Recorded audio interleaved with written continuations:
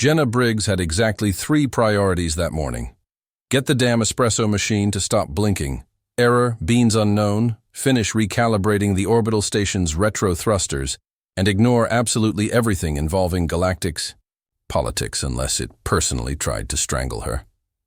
Unfortunately, fate, and a warship the size of New Hampshire, had other plans.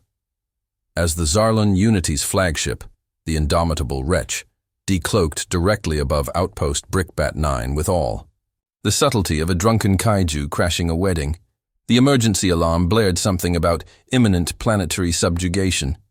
Jenna, coffee-deprived and wielding a wrench named Karen like it was Excalibur, responded with a loud, "Can it wait 5 minutes?" while banging the espresso machine with a precision born from Navy SEAL training and mechanical trauma.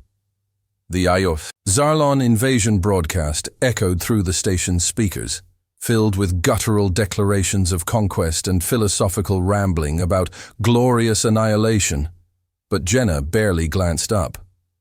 "Tell Star Wars Cosplay down there to file a tech support ticket," she muttered, jabbing at the maintenance console where her diagnostics had frozen again. When Admiral Bix Zendlo from Central Command finally patched through with his usual nervous squeal, begging her to take the situation seriously, Jenna flipped the comm switch and deadpanned, "Unless they're here to fix the coolant leak in Bay 12, they can form a line behind my caffeine emergency." That's when someone made the galactic mistake of asking her to respond directly to the Zarlon High Command. Standing in the command bay with her mug labeled "World's Deadliest Mom," Jenna squinted at the incoming hologram of High Warlord Krizithok. 6 mandibles, 9 ceremonial medals, and all the personality of a tax audit. "Nice shoulder?" "Spikes," she said, "compensating for a systems update failure?" The translator took 3 full seconds to realize it wasn't a compliment. A silence fell over the bridge, on both sides. Then Jenna, still sipping lukewarm decaf, added, "Your coolant output's inefficient. Your encryption looks like it was written by a nervous intern, and that codec? I've seen better broadcast fidelity from microwave popcorn." Somehow, that insult hit harder than any torpedo Earth had launched in a decade. Krizithok sputtered in rage, his translation system stalling as it attempted to process microwave popcorn into something culturally relevant. By the time Admiral Zendlo fainted and the Zarlon fleet scrambled to recover face across the galactic network, Jenna had already gone back to recalibrating a reverse thruster array that kept drifting off alignment every time someone sneezed. Too hard in orbit. It wasn't until 3 hours later, post-espresso victory, mid-diagnostic patchwork, that she got an official invitation from the Zarlon Unity.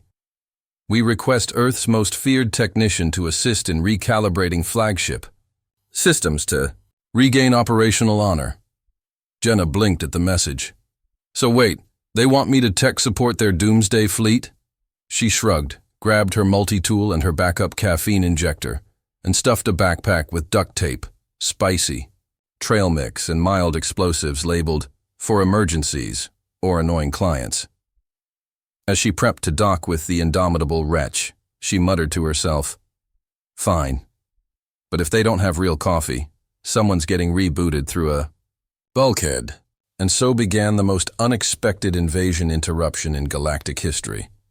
Not with nuclear fire or diplomatic backflips, but with one woman, one multi-tool, and a deep, unrelenting hatred of broken machines and worse coffee.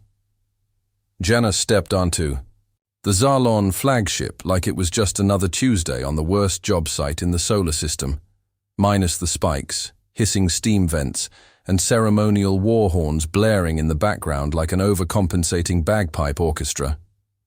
Her boots clanked across floors polished to the point of war crime reflection, and her arrival was announced by a chorus of insectoid honor guards who clearly didn't know what to make of a human in a grease-stained exosuit with a tactical coffee mug hanging from her hip. High Warlord Krizithok approached, flanked by 2 lesser generals who looked like angry praying mantises dipped in chrome, all 3 twitching with barely contained confusion as Jenna casually snapped a wad of gum into her mouth and pulled out Karen, her battle-worn multi-tool. "All right, where's the patient?" she asked, patting the wall like it might cough up a diagnostic error code.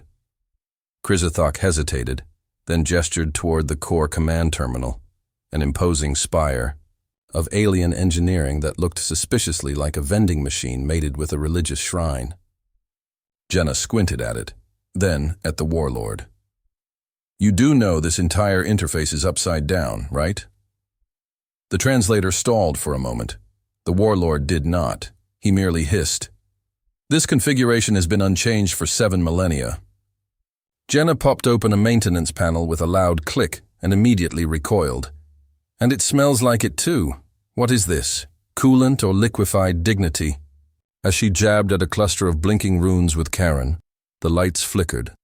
The ship let out a confused mechanical groan, and somewhere in the background, a fire suppression system activated itself despite no visible fire.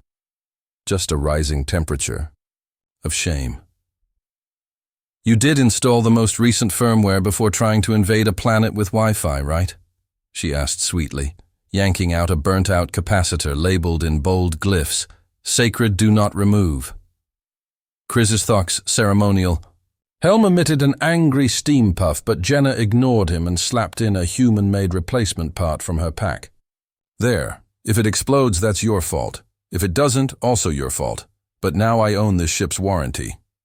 She moved through the vessel like an exterminator through a tech convention gone sentient, grabbing sparking power nodes. With tongs, rerouting energy coils with a chunk of bubblegum, and casually rebooting core subroutines while chewing out the nearest officer about the criminal misuse of thermal paste. Her sarcasm was relentless, a constant barrage of biting one-liners and deadpan digs. "You call this a navigation matrix? I've seen toddlers on Earth draw straighter lines with spaghetti." The Zarlon engineers trailed behind her, equal. Parts offended and fascinated, frantically scribbling notes in glowing alien data pads, while Jenna shouted, "Try not to blow yourselves up while I'm gone," and pried open another panel. At one point, she accidentally initiated a minor system purge which caused the ship's toilets to flush sideways, the gravity to hiccup, and the internal announcement system to start reading the Zarlon military anthem in reverse while projecting images of Earthcats for no discernible reason. Krizathok demanded an explanation. Jenna didn't miss a beat. "Welcome to debugging, you chrome-plated turducken. Now shut up and hold this wire." And he did. Because no one wants to argue with a Navy SEAL mom holding live voltage in one hand and a detonator in the other. By the end of her first diagnostic stroll, as she mockingly called it, half the fleet had gone into forced system lockdown. 5 ships were stuck in infinite boot cycles, and the bridge AI had developed a stutter it didn't have before. Yet Jenna was already halfway through a protein bar and humming to herself. "Honestly," she said aloud, "you galactic warlords need fewer armor spikes and more surge protectors. And maybe, just maybe, a damn IT department." She flicked off her gloves, drained the last of her travel thermos, and added, "Next stop, your mainframe.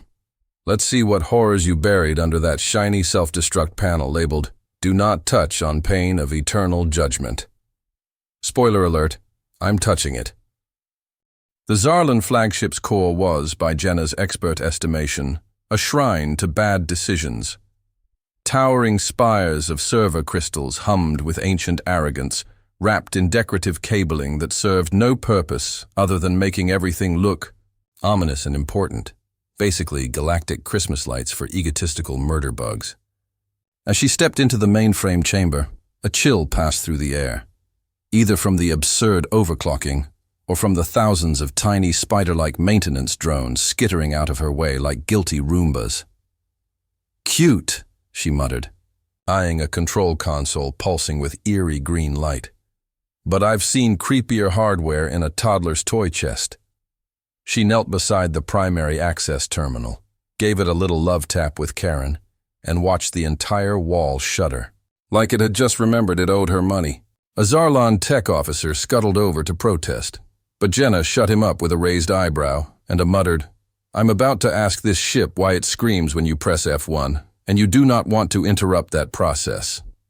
With a few snark-laced taps, she cracked the authentication protocol, partly by skill, partly because someone had set the admin password to victory 23, and found herself face-to-face with the flagship's AI, a condescending voice named Vexerith Prime, who immediately tried to dismiss her as a low-grade organic life form unworthy of core-level access. Jenna sipped her emergency backup coffee pouch and responded dryly. Says the digital war god running on logic cycles slower than my grandma's rice cooker. What followed was less a technical audit and more a full-scale sarcastic exorcism. Jenna discovered layer upon layer of security features that were actually legacy bugs from centuries ago, duct-taped over with ceremonial firewalls no one dared delete because they were blessed by something called the algorithmic prophets.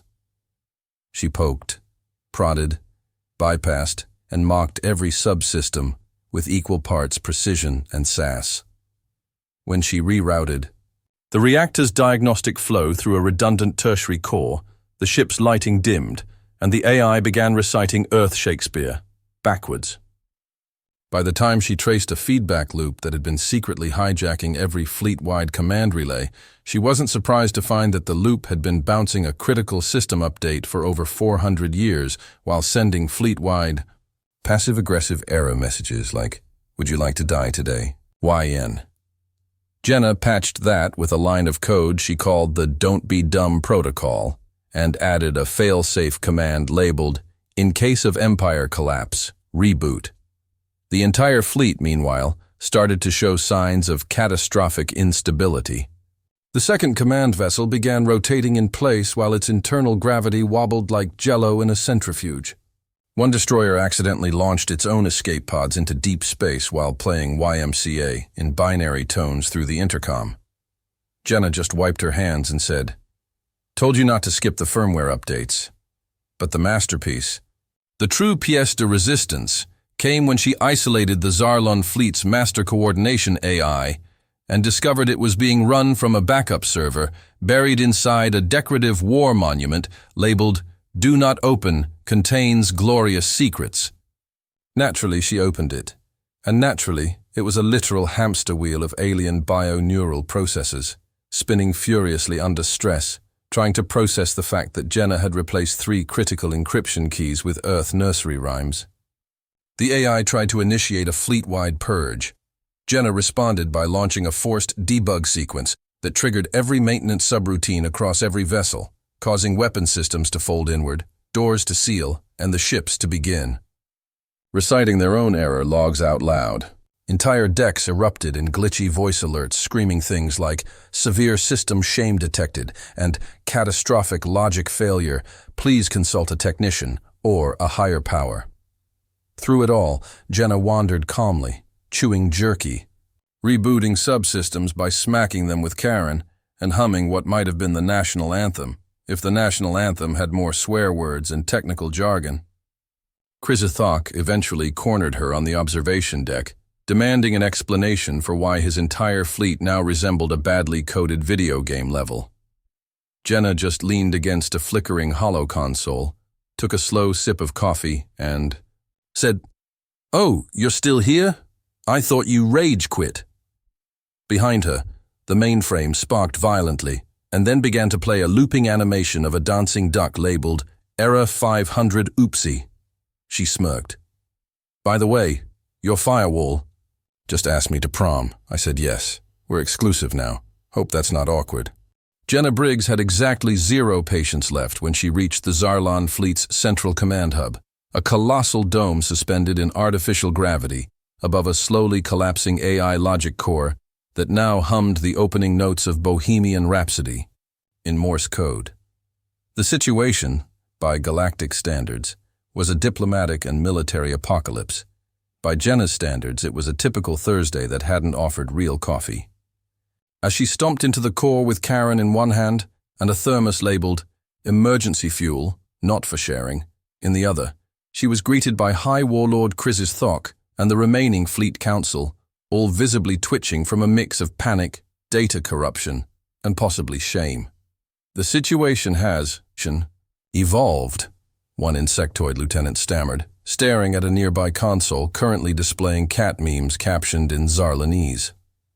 Jenna glanced around the chamber, noted the flickering power grid, the emergency klaxons now stuck in an infinite loop of coughing sounds, and the command throne gently rotating in midair like it had given up on physics altogether. "You're damn right it evolved," she said, slapping a reset switch on a nearby panel that immediately rebooted the lights into rave mode. "Your entire empire runs on a network that predates sarcasm. I'm honestly surprised you made it this far without detonating yourselves trying to open a PDF." Krizithok lunged toward a ceremonial control altar and declared, "We will restore order by initiating the Absolute Purge Protocol," a statement that would have sounded more impressive had it not triggered a cascading loop of, "You sure about that?" alerts that danced across the fleet's screens. Jenna sighed, kicked aside a pile of melted crystal circuits, and yanked the hardwire uplink out of the altar's spine. The warlord shrieked, the lights died, silence fell. Then with perfect deadpan timing she muttered, "I said stop touching things." In the total darkness, Jenna rummaged through her pack, pulled out a tiny handheld device that looked like a USB stick wrapped in duct tape and dreams, and shoved it into the backup core slot labeled in giant red glyphs, "Do not touch unless you're a god." "Well, lucky you," she whispered. "I'm at least a minor deity in caffeine-based warfare." The system stuttered once, beeped like it was trying to apologize, and then launched a forced total fleet reboot. From orbit to atmosphere, every Zarlan ship spasmed, lights flickered. Power cycles halted mid-process, gravity fluctuated violently, and alarms began shrieking in chorus with a panicked onboard AI voice yelling, "Please remain calm," and by calm we mean panic professionally. In the chaos, Krizithok's helmet began to swell from internal pressure buildup, steam geysered from his gauntlets, and one of his mandibles detached with an audible plink. Jenna didn't even flinch. She calmly adjusted her exosuit collar, stepped over a collapsed tech priest convulsing from a critical update-induced identity crisis, and made her way to the override throne. With a flick of her wrist, she hit the one button no one ever dared touch, the one labeled in every galactic language as, "Absolutely never ever touch this or the universe might notice." Instantly, the system flushed every existing protocol, defaulted all war controls, and reset the Zarlan military hierarchy to its base operating template, essentially demoting every warlord to intern and assigning Jenna temporary command based on her diagnostic override authority. Krizithok screamed as his command sigil was reclassified to Visitor Badge. The entire fleet went eerily still, systems stabilized, consoles blinked back to life, now with pristine Earth-standard UI and a boot-up message that read, "Welcome, Commander Briggs. Please enjoy your dominance." She took one long sip from her thermos. "Finally," she exhaled. "A user interface that doesn't make me want to electrocute myself." As the galactic news feeds began lighting up with footage of her walking, calmly out of the wreckage while chewing beef jerky and muttering about patch schedules, Earth celebrated a sudden victory no one had planned. Jenna refused all medals, accolades, or ceremonial titles. She returned to Outpost Brickbat 9, fixed the espresso machine, updated the software, and added a new sign above it. "This machine has defeated more warlords than your entire navy. Respect it." And from that day forward, across hundreds of star systems, the phrase, "Don't make us send the technician again," became a formal diplomatic warning.